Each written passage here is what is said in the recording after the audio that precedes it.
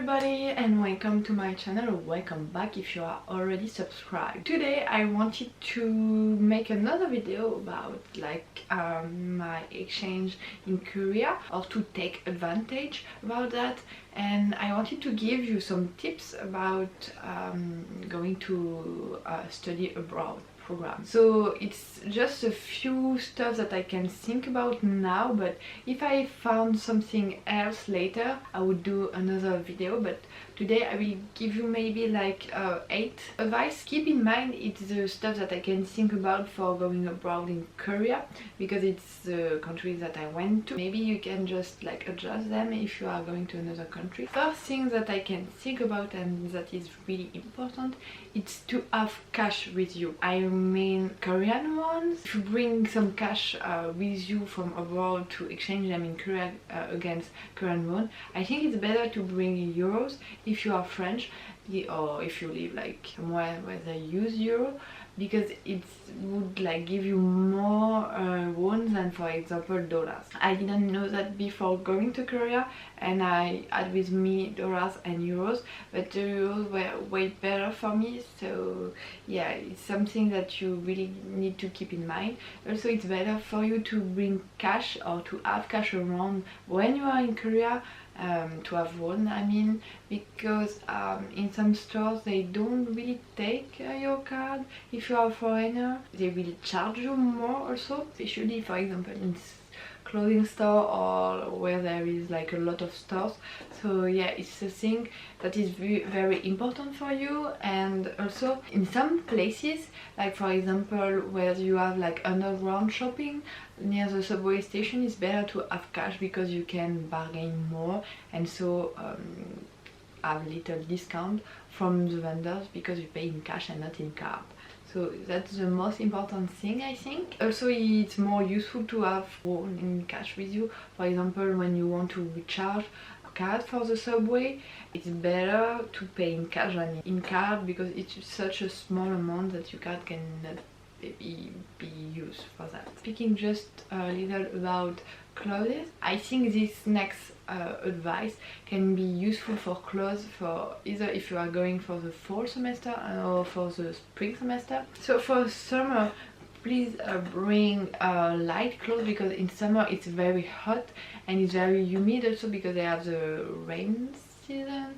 It's very hot. For reference, it's above, I think, outside of the rainy season, because I wasn't there for that, above I think 30 degrees, but it's very hot and it's not very comfortable. Also keep in mind that they don't like to show cleavage, so don't bring a lot of stuff that are too deep or that shows the shoulder. It's not a good thing in Korea to show too much of your shoulder, so don't bring crop tops or things with spaghetti straps. It's not good, so please don't bring them to Korea. Or if you really want to wear them, put a cardigan on it, it's better, but you can wear short shorts or skirts. But that short is better, that it's more common and it's acceptable in Korea, rather than showing too much cleavage. And also for winter, they are kind of harsh in Korea. It's very cold outside and they can have a lot of snow. So if you are going for the fall semester, I would recommend to take with you a big puffy jacket that keeps you warm, because otherwise you will be very cold and you will be freezing.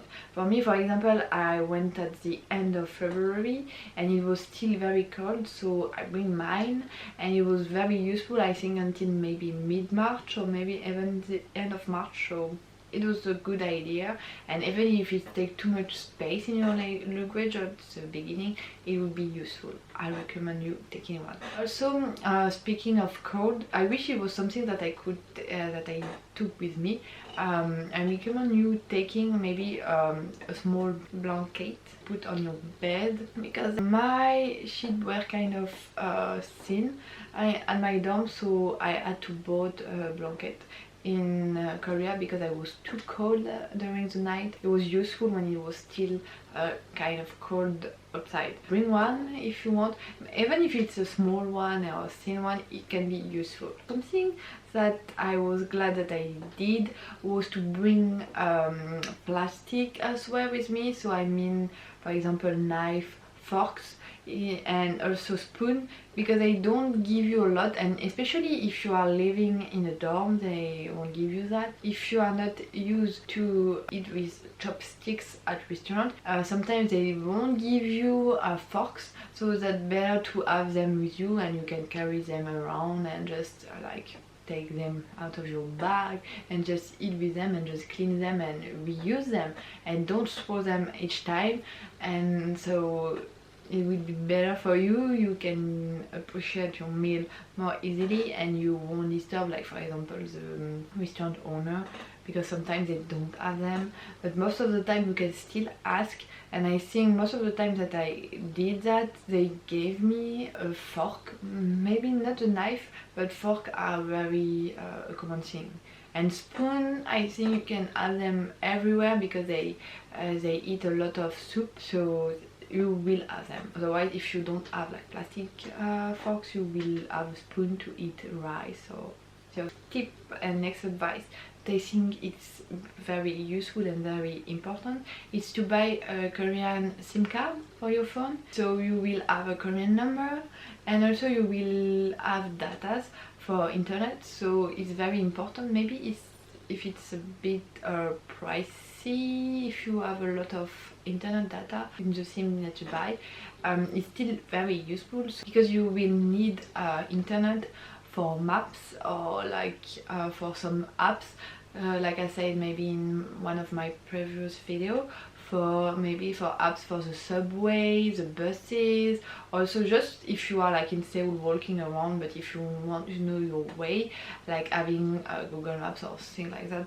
is not possible without internet. So it's very useful to have a SIM card with a Korean number that you can still use in case of emergency or just even to call like the delivery for food. It's very useful for the next stuff, and that I wish I would have done better is to learn simple sentences or simple words in Korean before going. So for example, saying hello, thank you, where is the bathroom, things like that, because as I said, maybe sometimes they don't speak a good English, so they won't understand you and you won't understand them. So yeah, it's still better to speak a bit of Korean before going. Next advice that I can think about, especially if you are not used to that, is to bring medicine with you, especially for your stomach. Koreans love spicy food, and in my case, in France or maybe in my family, we don't cook a lot of spicy food, so I was not used to this level of spiciness. So it's still better to have some medicine with you. If your stomach doesn't really like spicy food, you can take those medicine and feel better after. Next tip, especially if you are a girl or if you really like Korean culture, like K-pop, the Korean fashion, don't bring too much stuff with you, or give you some space in your luggage for when you will be going home after the semester. Because for me, I really liked Korean fashion, so I bought a lot of clothes. I regret taking maybe too much clothing from France because I bought a lot of stuff in Korea, and so it was more difficult to take everything back. So yeah, it's a bigger advice that I can give you. Don't take too much stuff, especially if you are not sure if you will wear that or if it's not necessary, so you will have more space at the end of the semester to bring more new stuff that you bought in Korea. And finally, the last tip that I can think about, and I think your school will recommend that to you if you are going through an exchange thanks to your school, is to take a medical insurance, because you never know what can happen when you will be in Korea.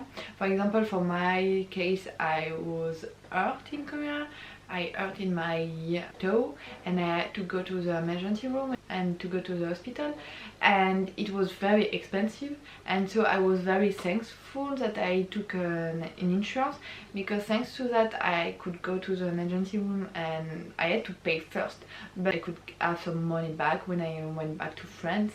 And also it's easier because the hospital, they will take you more easily if you have an insurance, and it's always something good, because I wasn't hurted so bad that I had to go back to France. But if it happens to you and if you have to go back to your country, it's better to have this insurance, so they can like arrange like the things to go back more easily, and maybe you will pay less than if you don't have one. So that's something more like practical, I would say, but it's something really important and to keep in mind, and it's because your health is very important and you will never know what can happen when you are in another country. Yeah, that's all the advices that I can think about right now. Maybe if I find something else I will do another video, but if you have any question about like going to another country and if I can help you, please comment down below those questions and I will respond with a great pleasure. If you liked this video, please give it a big thumbs up. I would be so happy about that. And also, if it's not already done, please subscribe down below by hitting the big red button just down below my video, so you will know when I upload a new video and so you can watch them more easily. And also, if you want me to do any type of video, please comment down below also. I would read them and be happy to film them for you. And otherwise, I will see you in my next video. Bye!